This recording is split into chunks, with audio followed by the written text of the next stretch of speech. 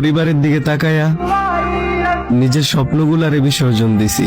18 বছর হওয়ার আগেই ইনকামের পথ খুঁজতে বের হয়ে পড়েছি। কারণ বেকারত্বের কারণে শখের মানুষটারও অন্যের হাতে দেখছি। এত কিছুর পরও রাখি মুখে হাসি, কারণ আমরা পুরুষ জাতি। হাজারো কষ্টের পরও বলি ভালো আছি। সবার স্বপ্ন পূরণ করতে করতে নিজের বয়সটাও পার হয়ে যাচ্ছে। সুন্দর খোঁচা দাড়িগুলো আজ দু একটাও সাদা হচ্ছে।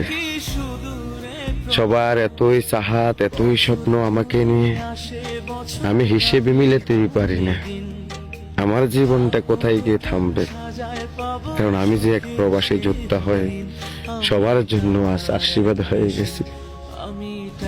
আমাকে আশীর্বাদ করবে কে? আমি টাকার এক মেশিন, আমি টাকার এক মেশিন।